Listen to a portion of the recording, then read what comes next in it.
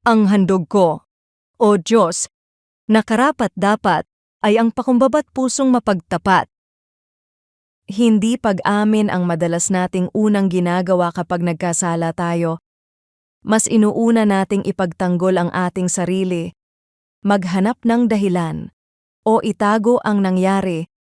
Ngunit habang pilit nating inililihim ang ating kasalanan, lalo ring nawawala ang kapayapaang tanging ang Diyos lamang ang makapagbibigay. Ganito ang naranasan ni David. Matapos siyang sawayin ng Diyos dahil sa kanyang kasalanan, wala na siyang maipagmamalaki at wala na rin siyang maidadahilan.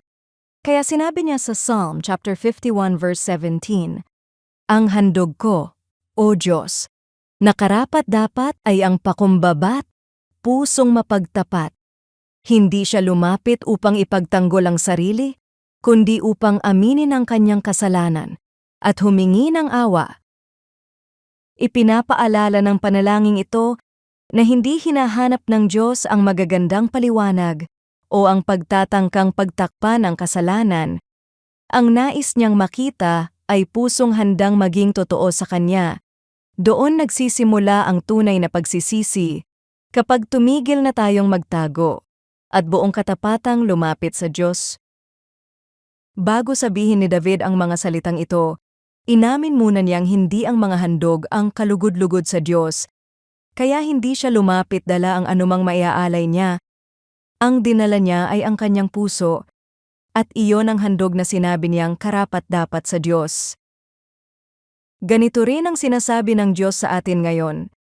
Hindi niya hinihintay na ayusin muna natin ang ating sarili bago lumapit sa Kanya.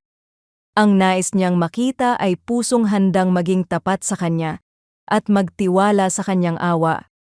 Kapag ganoon ang ating paglapit, hindi lamang niya tayo pinatatawad, patuloy din niya tayong binabago.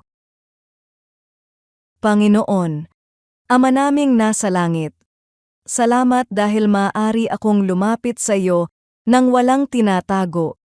Turuan mo akong maging tapat sa pag-amin ng aking kasalanan at magtiwala sa iyong awa sa halip na sa aking sarili.